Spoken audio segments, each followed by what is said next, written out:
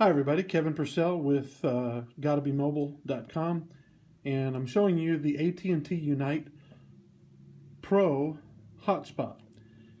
This is a broadband hotspot that runs on the AT&T network. It's LTE, and it comes with, of course, Wi-Fi built in, so that what you can do is use the device's broadband connection and share it with up to 15 other devices. That's right, I said up to 15 other devices. Now you might ask, why in the world would anyone buy a mobile hotspot today when, something like a smartphone has hotspot features built in? Almost every modern phone has it. A lot of tablets, you can use an iPad as a mobile hotspot. So why would you bother with something like this? Well, there's really good reason. First of all, the device allows for networking between devices. It allows for connection in up to 15 devices. Few tablets or phones will give you that much versatility. And the other reason is this thing has an enormous battery in it. It's got a 4,020 milliamp battery. And of course, I'm not going to take that out and show it to you, but that's a pretty big battery. And then it's got one more little trick that you can't do with your iPhone or most Android phones or Windows phones, and that is that this thing will actually charge your phone. It comes with a proprietary USB cable that you plug in here at the micro USB port, and then you plug in, say, a charging cable, and this cable happens to be an iPhone cable, which I can't show you plugging it into the iPhone because I'm actually recording this on my iPhone. But notice when you plug that in, you get this screen on here that shows you the option to do a 30, 60, or 90-minute battery boost. What does that mean? Well, it reverses the flow, so it no longer uses the port to charge this device. Instead, it sends the electrical signal out of this device into the cable here and charges your phone or your tablet. So you tap on that, it'll charge for 90 minutes or 60 minutes or 30 minutes. And it charges fast enough so that in my experience, that's a good 30-minute charge is enough to get you, depending on your phone, maybe another hour or two of battery life. A 90-minute might even charge some phones all the way up, depending on the size of their battery. Let me just kind of give you a little look at the device itself. Of course, you got the USB port. What are these little sliding switches? Well, they're connectors to add external antennas. This is a product made by Netgear. Netgear offers... So what are these two little devices, two little ports right here that have the sliding covers? Well, they're ports that allow you to add an external antenna. This is a device made by Netgear, and Netgear offers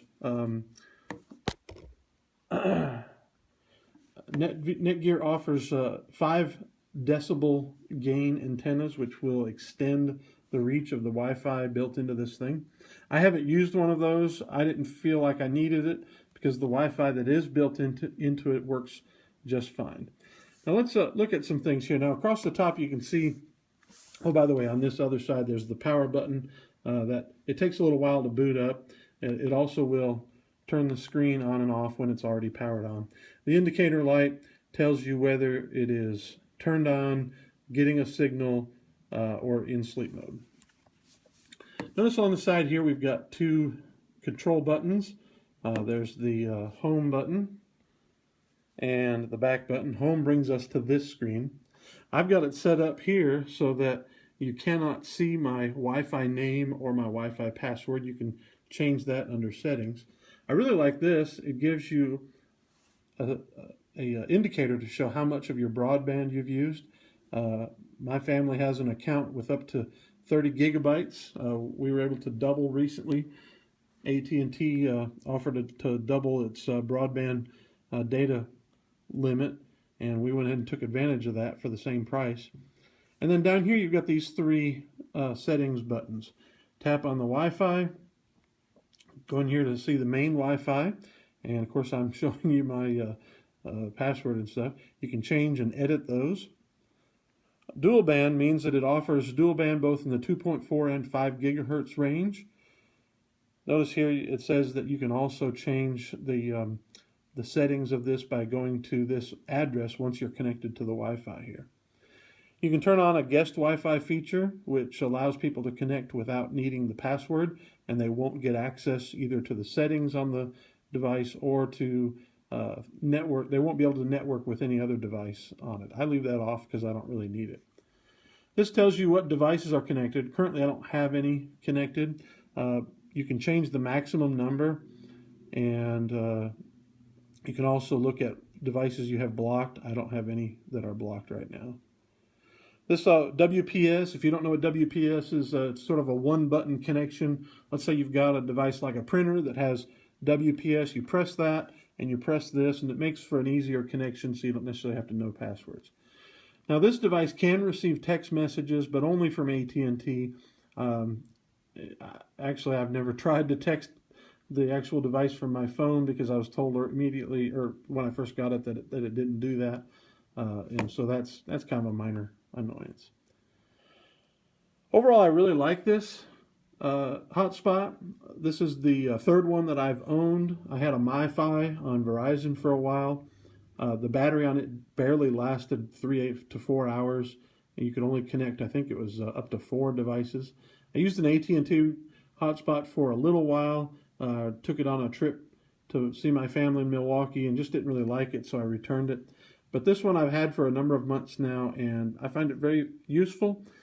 The fact that I can connect up to 15 devices sometimes is really valuable. Sometimes in our car, we'll have 3 different tablets and a laptop, plus 3 or 4 phones all hooked up to it at the same time, and that makes it useful. I can also go into a hotel and do some networking between my laptop and my phone if I need to. It makes it a lot more convenient.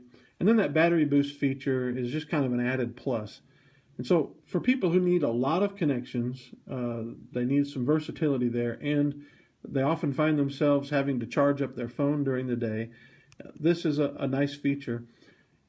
The question is all of this worth $200 if you bought it off contract? I would never, ever buy a device like this on contract. So is it worth that $200 that you would have to pay in order to get it off contract? And then also on top of that, you add it to your contract, or add it to your account. Normally, if you add a broadband device like an iPad, an extra tablet, it's $10 extra. This AT&T charges $20 extra. That's annoying. Is it worth that $20 extra per month plus $200 to get started? I think so. For me, it has been. I like it, and I'm happy I have it. The fact that I don't drain my phone battery using the hotspot feature built into it makes things a lot easier on long trips and things like that. So I mainly use it for traveling, and it's been just a wonderful companion for me. So I would say it's worth it. A lot of people won't find it worth it, and that's fine. Just keep on using your hotspot built into your phone or your iPad or other tablet, and you'll be happy. If you don't mind adding a 2-year contract, you can get this thing for a penny right now. But I don't recommend that. That's not a good idea. But this is Kevin Purcell with the AT&T Unite Pro Hotspot from Netgear and AT&T. Thank you for watching.